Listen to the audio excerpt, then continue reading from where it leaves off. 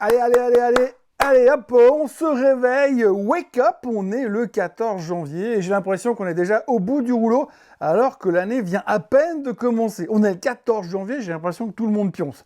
Vous entendez cette espèce de sifflement, c'est pas un acouphène, c'est l'argent qui vient de satelliser à 90$ pendant que Wall Street fait la sieste dans une espèce de léthargie totale. On est en plein délire, à Washington on distribue des citations à comparaître à Jérôme Powell et l'homme orange hurle au micro que le patron de la Fed est un jerk.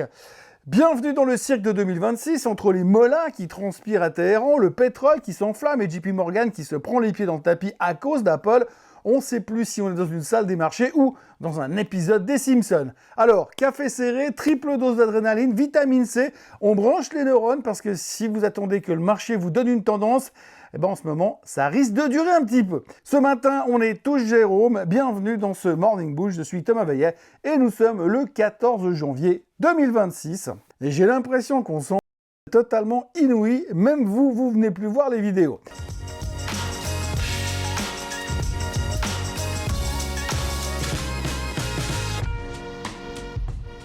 Cette émission vous est présentée par Swissquote. Alors avant toute chose, ce que vous allez entendre et voir dans cette vidéo n'est pas un conseil financier, c'est mon avis, mon analyse et parfois mon humeur du jour. Par contre, si vous voulez comprendre la bourse, là, vous êtes au bon endroit. Ces 2 premières semaines ont été un marathon géopolitique rythmé par les réseaux sociaux de l'homme de la Maison Blanche.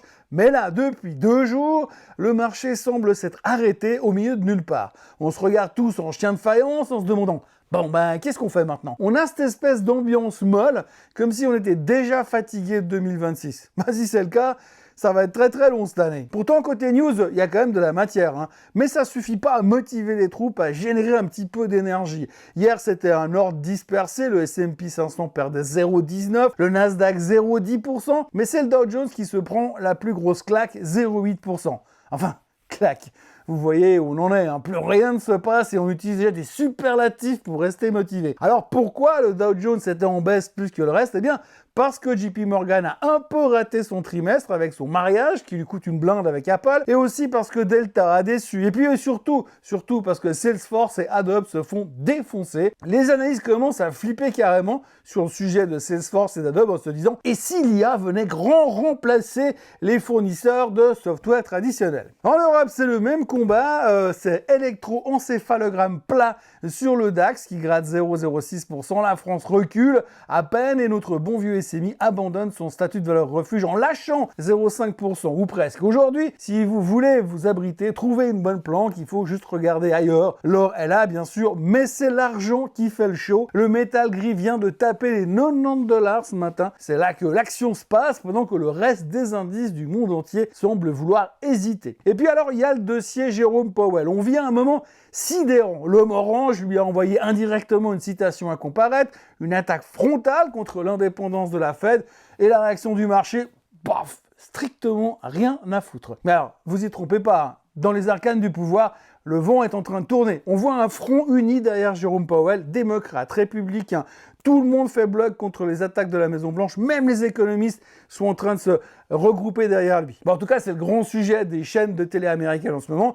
Mais du côté de Wall Street, rien, pas un mouvement, pas une déclaration concrète, même pas un petit soubresaut de réaction quelque part. Comme disait l'autre, c'est trop calme, j'aime pas trop beaucoup ça. Je préfère quand c'est un peu trop plus moins calme. Cette passivité des marchés face à une telle crise institutionnelle, c'est presque aussi fascinant que les chiffres eux-mêmes. Justement, parlons-en des chiffres. Hier, le BLS a enfin publié ses données sur l'inflation, les premières données propres depuis le shutdown d'octobre. Les attentes étaient à 2,7% sur le CPI, c'est sorti à 2,7%. Le corps CPI était attendu à 2,7% et on a eu 2,6%. Sur le papier, c'est génial, c'est fabuleux, c'est fantastique, c'est dithyrambique. Mais bon, on va pas oublier non plus que le BLS travaille quand même pour l'homme aux cheveux orange et quand on sait que tout le monde là-bas a une peur bleue de se faire virer, on a en droit de se poser des questions sur les impartialités sans pour autant sombrer dans le complotisme de bas étage. En tous les cas, les chiffres du CPI plaisaient au marché, plaisaient à Trump et admettons que ces chiffres soient la pure vérité, si l'inflation est vraiment sous contrôle à 2,6% et qu'on y ajoute les chiffres tout pourris de l'emploi de la semaine dernière, alors là,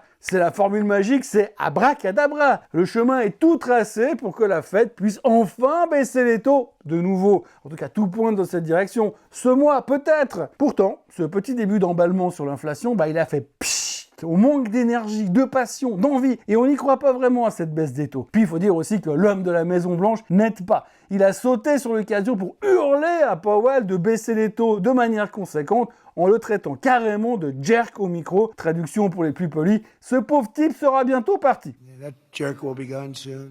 C'est sûr, c'est exactement ce qu'il faut pour aider Jérôme à prendre une décision sereine. Résultat immédiat, un collègue de Powell a rappelé qu'il n'y avait aucune raison de bouger sur les taux tant que le CPI n'était pas à 2%. Rappelons quand même que c'est le target de la Fed à la base. Bref, janvier, c'est classé, on range les espoirs de baisse des taux au placard et on va attendre sagement le PPI qui sortira tout à l'heure. Perso, je peine à trouver les mots pour vous expliquer comment je suis excité à l'idée de voir arriver les chiffres du PPI qui seront en ligne avec les attentes. L'autre gros dossier du jour, c'était JP Morgan. On attendait Jamie Dimon au tournant et, pour une fois, le mastodonte a un petit peu déçu. Rien de dramatique, rassurez-vous, mais l'histoire du mariage avec Apple a un prix.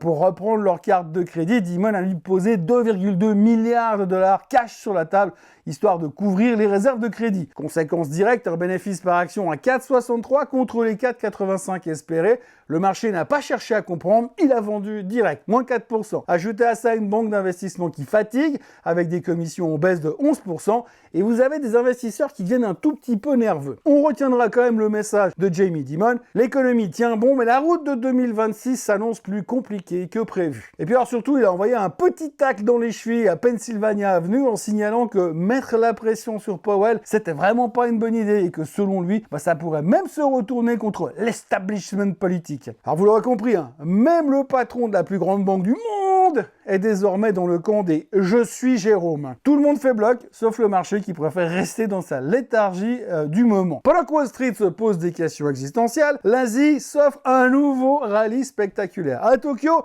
le Nikkei pulvérise ses records historiques. Il est littéralement sous stéroïdes à cause des rumeurs d'élections anticipées pour le mois de février. Ça fait 3 jours que ça dure. Le marché parie donc sur les largesses fiscales de Sanae Takaichi et profite d'un yen qui se fait démonter, qui littéralement au tapis et qui automatiquement dope les exportations. Et du côté de Pékin, c'est le retour au sommet. Le CSI 300 exulte grâce à un excédent commercial record de 1250 milliards de dollars. La tech chinoise jubile avec les récentes IPO et pendant ce temps, le duel avec Nvidia se corse. Washington autorise les puces H200 mais Pékin freine des deux pieds pour favoriser l'autonomie nationale. Ce qui devait arriver arrivasse, c'est la réponse du berger à la bergère. Bref, si vous cherchez un début d'année 2026 en fanfare, c'est clairement à l'Est que ça se passe. En plus de l'argent, il y a aussi le pétrole qui s'envole au-dessus des 60 $. Cherchez pas trop loin, la raison, c'est l'Iran. Pas besoin de s'appeler Jim Rogers et d'avoir fait 2 fois le tour du monde en moto et en voiture pour comprendre que si ça part en sucette, dans les rues de Téhéran, l'approvisionnement va commencer à coincer. Surtout que le successeur de Biden a laissé entendre que les secours étaient en route. Alors on sait pas trop ce que ça veut dire, mais si vous êtes un mollah avec un turban sur la tête, il est peut-être temps de repenser votre plan de carrière. Surtout si les secours de la Maison Blanche ressemblent à une escadrille de F-117 et une autre de B-2. Alors c'est pas demain la veille qu'on retrouvera la stabilité sur le baril, ou alors c'est que la prochaine fois, il y aura une étiquette Made in America sur chaque baril iranien. Dans ce chaos, on cherche refuge, l'or est à 4645 $, mais c'est l'argent qui nous a donc fait une sortie de piste phénoménale aujourd'hui et qui continue de s'envoler puisqu'il a payé 90 $ ce matin. Et puis regardez aussi les taux, le 10 ans japonais est à 2,18. Pour mémoire, il y a 2 ans, à la même date, on était à 0,58. Le monde change super vite. Moi, je dis ça, je dis rien. Et puis, pour finir ce tour d'horizon des actifs chauds, le Bitcoin retrouve ses couleurs de révolutionnaire et traite à 95 000. Dans un monde qui hésite, les cryptos et les métaux ont choisi leur camp, celui de la hausse verticale. Et puis, il y a l'autre grand dossier du jour, la Cour suprême. Elle pourrait trancher aujourd'hui sur la légalité des tarifs douaniers. Parle ou on repart de la fameuse loi IEEPA. Les experts sont unanimes. Chaque semaine de retard augmente paradoxalement les chances de victoire de la Maison-Blanche. Pourtant, les marchés de prédiction ne sont pas convaincus. Ils n'accordent que 30% de chance à une validation de ces tarifs douaniers. Mais attention, l'enjeu est quand même colossal. Et si POTUS perd, c'est un désastre budgétaire. L'État devrait rembourser des centaines de milliards aux importateurs. On parle de 135 milliards. Le président prévient déjà que ça serait impossible à payer. Bon, en même temps, Bessette au Trésor, il pense pas la même chose. Mais est-ce que c'est vraiment surprenant? Le verdict est attendu à 10h, heure de New York. Enfin, s'il ne nous plombe pas comme vendredi dernier. Un petit mot sur le secteur aérien. Delta a publié ses chiffres, un chiffre d'affaires un peu juste, à 14,6 milliards, mais ils battent le consensus sur le bénéfice à 1,55 $ par action. Pour 2026, ils visent carrément 20% de croissance, et pour fêter ça, ils se sont offerts 30 Boeing 787 qui devraient être livrés à l'horizon 2031. C'est d'ailleurs la toute grande nouvelle, Boeing reprend enfin la main sur Airbus en 2025 avec 1175 commandes contre 1000 seulement pour son concurrent de Toulouse. C'est une première depuis 2018. Côté livraison, Airbus domine encore, 793 contre 600, mais le géant américain signe son meilleur score en 7 ans. Ça redécolle enfin sérieusement du côté de chez Boeing qui est en hausse de 13% pour l'année 2026 seulement. Pour aujourd'hui, gardez l'œil sur vos terminaux, vos écrans. On va avoir les résultats de Bank of America, Wells Fargo, Citigroup, BP et Partners Group. Et côté macro, bien sûr, on surveillera le PPI, les ventes de détail et les stocks de pétrole. Et puis on se méfiera quand même des interviews ou des speeches de la journée, puisque Kashkari, Bostich et Williams de la Fed vont tous les trois causer aujourd'hui. Avec eux, on ne sait jamais quel mot de travers pourrait faire tanguer les futurs, qui sont déjà en baisse de plus de 0,2% ce matin. Vous noterez d'ailleurs qu'à aucun moment, je n'ai cité le nom de celui dont on ne doit pas dire le nom et qui passe plus de temps en Floride à faire du golf qu'à la Maison Blanche. Et franchement, vous savez quoi? Ça fait un bien fou! On termine ce matin dans l'œil du cyclone, un Wall Street qui fait la sourde oreille au vacarme de Washington, pendant que le métal gris, lui, hurle sa vérité à 90 000 $. Ne vous laissez pas endormir par ce calme plat sous la glace, les moteurs de 2026 sont déjà chauds bouillants. Gardez donc votre flair et votre indépendance façon Jérôme Powell, et ne perdez pas de vue que dans ce cirque financier, c'est souvent le silence qui précède l'explosion ou l'implosion. Je vous souhaite une excellente journée. En attendant, n'oubliez pas de vous abonner à la chaîne Suisse Côte en français, de liker, de partager et de commenter cette vidéo. Nous, on se retrouve demain, même heure, même endroit, pour voir si le brouillard se lève enfin. Allez, bye bye! Ce contenu est informatif et éducatif destiné aux personnes connaissant les marchés financiers. Il ne constitue pas un conseil en investissement, juridique ou fiscal. Le trading et l'investissement comportent des risques, notamment la perte de capital. Les CFD et actifs numériques sont volatiles et ne conviennent pas à tous. Swissquote décline toute responsabilité quant à l'exactitude du contenu ou aux pertes liées à son usage. Produits et services disponibles selon la législation en vigueur.